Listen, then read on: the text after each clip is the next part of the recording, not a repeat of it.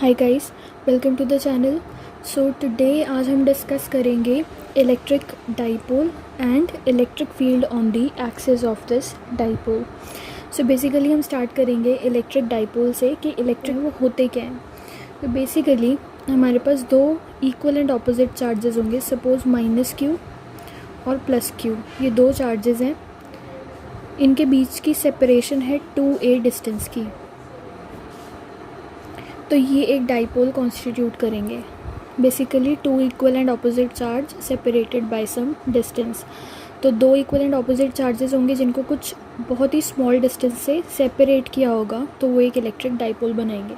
तो अगर हमें इसकी डेफिनेशन लिखनी होगी तो वो सिंपली होगी two equal and opposite charges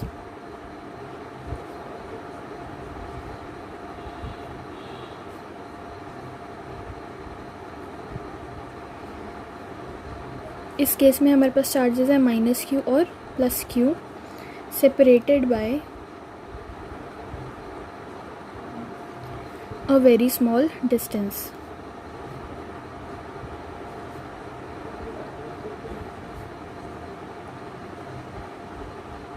इस केस में हमने डिस्टेंस लिया है 2a।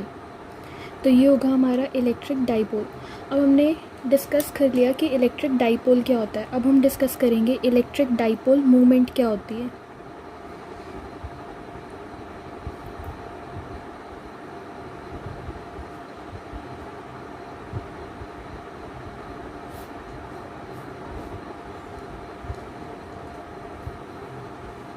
तो बेसिकली जो इलेक्ट्रिक डाइपोल मूवमेंट होती है वो एक वेक्टर क्वांटिटी है। दैट मीन्स मैग्नीट्यूड के साथ साथ इसकी डायरेक्शन भी होती है, और इसको रिप्रेजेंट करते हैं हम P से, ऐसे। ये इसका सिंबल होगा इलेक्ट्रिक डाइपोल मूवमेंट का। ये एक वेक्टर क्वांटिटी होगी। और जो हमने इलेक्ट्रिक डाइपोल अभी डिस्कस किया था, ये जो है इसको कैरेक्टराइज करते हैं हम इलेक्ट्रिक डाइपोल मूवमेंट से। और इसकी जो वैल्यू होती है, P की जो वैल्यू होती है, वो होती है basically Q multiplied by 2a। That is charge multiplied by the distance separation between the equal and opposite charges. तो ये होता है हमारा इलेक्ट्रिक डाइपोल मूवमेंट का फॉर्मूला, राइट। अब हम नेक्स्ट टॉपिक डिस्कस करेंगे। अच्छा, उसके पहले एक चीज़ और, जो इलेक्ट्रिक डाइपोल मूवमेंट होती है इसकी डायरेक्शन क्या होती है। जो डायरेक्शन होती है इलेक्ट्रिक डाइपोल मूवमेंट की, वो होती है from negative charge -q charge to +q charge. तो ये जो हमने यहाँ पे डाइपोल शो किया है, इसमें जो डाइपोल की डायरेक्शन होगी, डाइपोल मूवमेंट की जो डायरेक्शन होगी वो होगी ऐसे, -q से +q की तरफ। ये होगी इसकी डायरेक्शन, राइट। ओके, अब हम नेक्स्ट टॉपिक पे जंप करेंगे जिसका नाम है electric field on the axis of dipole.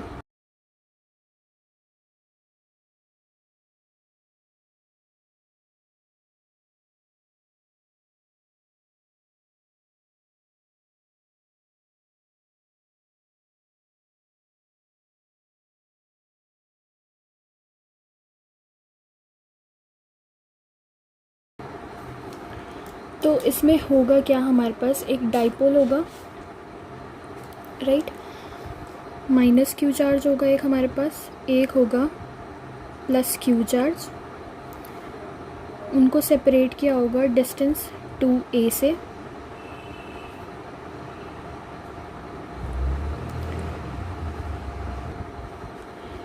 इस डाइपोल की जो एक्सिस होगी, ये जो एक्सिस होगी, इस पे कहीं भी कोई पॉइंट P है। इस एक्सिस पे पॉइंट P है। इस पॉइंट P पे हमें नेट इलेक्ट्रिक फील्ड निकालनी है इस डाइपोल की वजह से। तो अब हम प्रोसीड करते हैं। हम सपोज़ करते हैं कि ये सेंटर है हमारे डाइपोल का। इसको मैं O से डेजिग्नेट कर रही हूँ। तो अगर ये सेंटर है तो ये डिस्टेंस कितना होगा, स्मॉल a, क्योंकि ओवरऑल डिस्टेंस 2a है। और ये भी डिस्टेंस होगा हमारा स्मॉल a।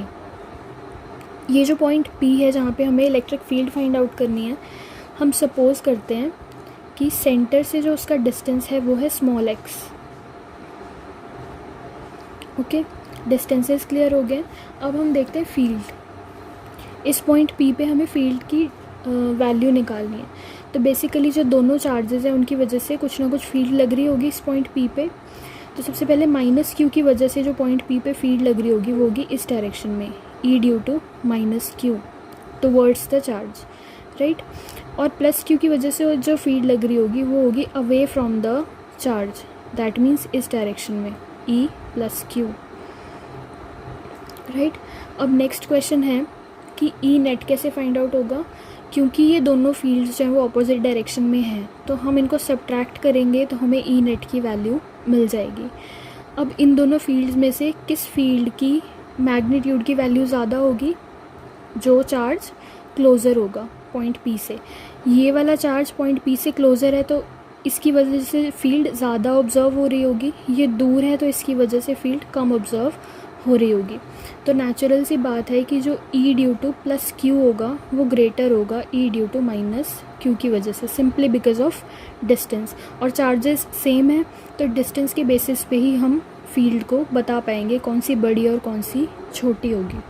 तो अब जब हमें ई नेट की वैल्यू निकालनी है तो हम बड़ी वाली फील्ड में से छोटी वाली को सब्ट्रैक्ट कर देंगे। That means E plus Q में से हम सब्ट्रैक्ट कर देंगे ई माइनस क्यू को। अब बस हमें फील्ड्स की वैल्यूज़ डालनी है और सॉल्व करके हमें ई नेट की वैल्यू मिल जाएगी।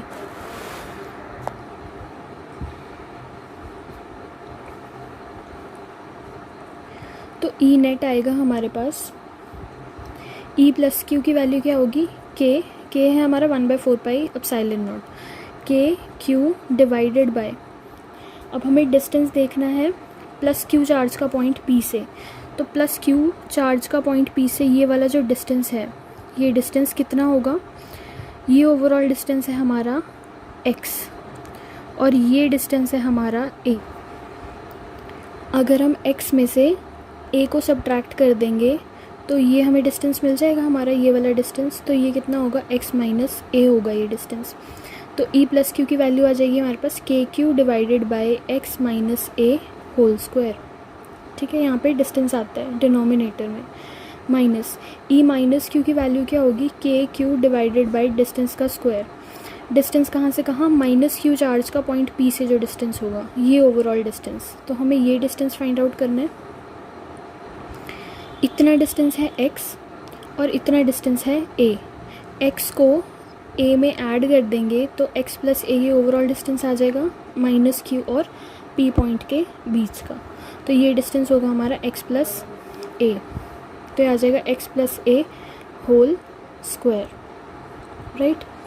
अब ई नेट के लिए हमें बस इसे सॉल्व करना है। तो के क्यू को मैं कॉमन ले रही हूँ यहाँ पे, हमारे पास बचेगा 1/x minus a whole square minus 1/x plus a whole square.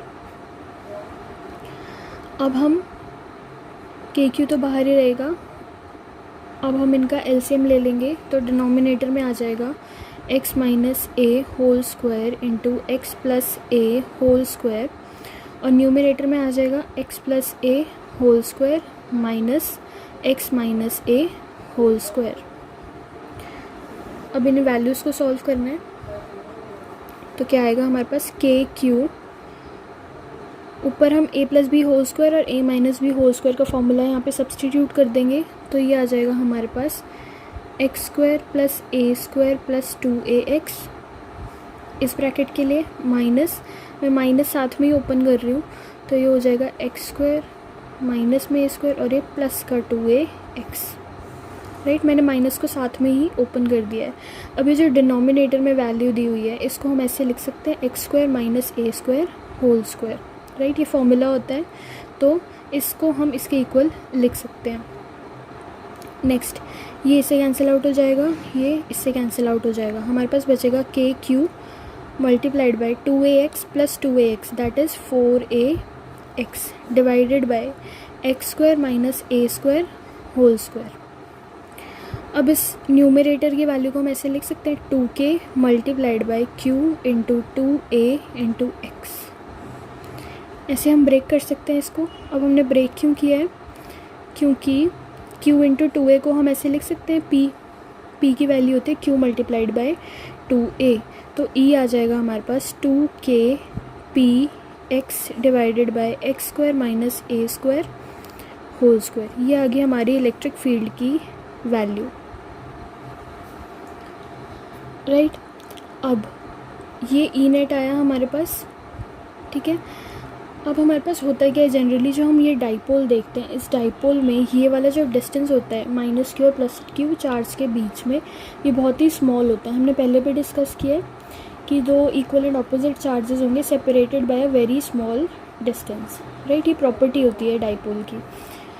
तो इनके बीच का डिस्टेंस बहुत स्मॉल होता है। तो यूजुअली जो केस हमें मिलता है वो ये मिलता है कि x जो है वो मच ग्रेटर देन है a से।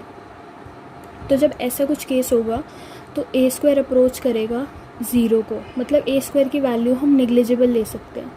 उस केस में जो हमारी e की वैल्यू आएगी वो आएगी 2kp divided by x cube, ठीक है। क्योंकि डिनोमिनेटर में x की पावर 4 बन जाएगा अगर a स्क्वायर 0 हो गया तो एक x से एक x कैंसिल हो जाएगा और डिनोमिनेटर में बचेगा x क्यूब। तो ई नेट हमारे पास ये आ जाएगा। तो ये वैल्यू आएगी हमारी इलेक्ट्रिक फील्ड की on the axis of dipole. तो हमने डिस्कस कर लिया इलेक्ट्रिक डाइपोल मूवमेंट, डायरेक्शन कैसे निकलती है उसकी, इलेक्ट्रिक फील्ड क्या होगी डाइपोल की एक्सिस पे जो भी पॉइंट P होगा उसके ऊपर। तो हमने कुछ नहीं किया है, ई नेट की वैल्यू निकालने के लिए हमने डायरेक्शंस देखी हैं फील्ड की, हमें उन्हें सब्ट्रैक्ट करना था। जस्ट थोड़ा सा सॉल्व किया है, सॉल्व करके हमें फील्ड की वैल्यू मिल गई है। नेक्स्ट वीडियो में हम डिस्कस करेंगे electric field on the perpendicular bisector of the dipole, right. So I hope this video was helpful for you. So far that's it for this video. Thank you so much for watching.